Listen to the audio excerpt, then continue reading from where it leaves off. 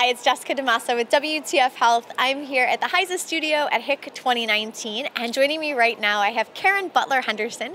She is the Associate Professor for Digital Health at the University of Tasmania. Hey Kerryn, it's good to have you with us. Hi, thank you very much for the invite. All right, so this is pretty cool. So you have undertaken a census of the health information world of people, and you've got a lot of like trends that you've noticed in doing this. Before we jump into that, I want you to define what makes up health information. What is this category that you're looking to define with the census?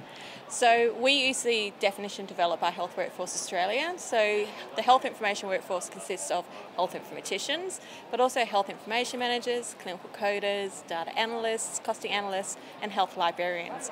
So we define it as anyone who governs, maintains, develops health data, health information, and health knowledge. Okay, so that's really cool. That's interesting. And there's some of the titles in there that you rattled off that I'm like, I've never even heard of this. What is a health data librarian? Is that what you said? Health librarians. What is that? So they're responsible for knowledge base. Okay. So they might maintain, for example, periodicals or books. They're a real great source for health knowledge and very useful for our workforce. Okay, so overall, how is this workforce developing and growing? And I understand that with the census, you didn't just study Australia or Tasmania, you looked globally, is that right? So the census was developed for Australia, but now other countries are using it. So New Zealand did it last year, and we have joining us we do the census every 2 to 3 years. So our next one's in May 2020, and that year we're going to have the US, Canada, and UK joining us, and hopefully some of the Middle Eastern countries as well. Oh, that'll be fascinating. Yeah. So what have you found out from this last census count that you did? What were some of the data points that it revealed? Look, it showed some really interesting trends across the health information workforce. Most concerning of all is the fact that it's an aging workforce. Okay. More than 50%. And in fact, if we look at the entire health information workforce, more than 70% of people are aged over 45 years of age. Wow. And look, don't hold that definition of an aged worker being 45 years or older against me. It's actually an economic definition.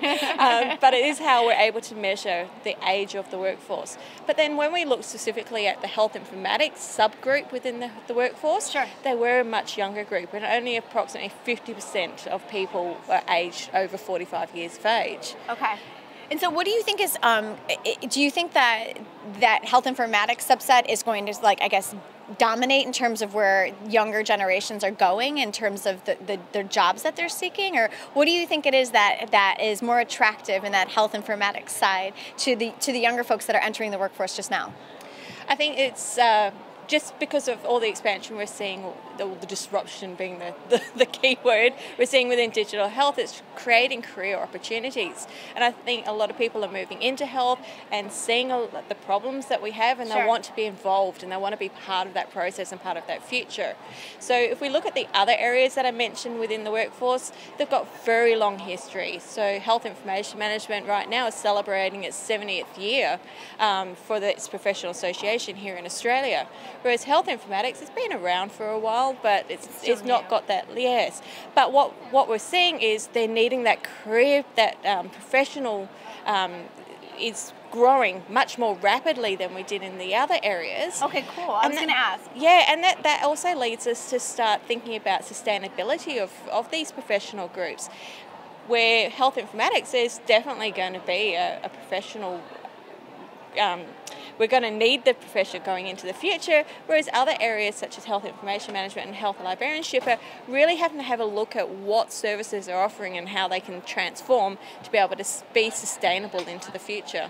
So over time, like if somebody's entering the workforce now and wants to get in on like a hot area of health information, what part of the sector should they look to? Is it just health informatics, or are there other areas that are growing quickly? Oh, data analytics most certainly, Oh, and yeah, data sure. science. Sure. We actually had a look at the functions that people reported within the census for each of their roles, and data featured twice double the frequency of any other function, and the second highest was Wow. technology. Okay. So data is, and particularly data science is the area to go into, and we know there's a much more of a growth in courses around data analytics and data science happening here in Australia to be able to meet this demand. That's so interesting. And I mean, what else have you, other key takeaways from the census? Was there anything that surprised you? Any areas that you thought that would be more robust that are showing a decline, or like anything that surprised you from the research that you've done? To be honest, not really. No? Okay. I think the thing that frustrated me was seeing that a lot of the health informatics roles are still being seen as project roles or time-limited roles. Okay. And we know health informatics happens every single day. So I'd like to see organisations invest in permanent dedicated positions for health informatics instead of just these, time-limited roles. When an implementation finishes, that person's expected to return back to their clinical role. Health informatics, it's a lifestyle, right? Totally. That should be your line. Kerryn, thank you so much for joining us and for telling us about the census. It's so interesting to hear about that. Thank you so much. Thank you. I'm Jessica DeMassa with WTF Health. Thanks so much for joining us.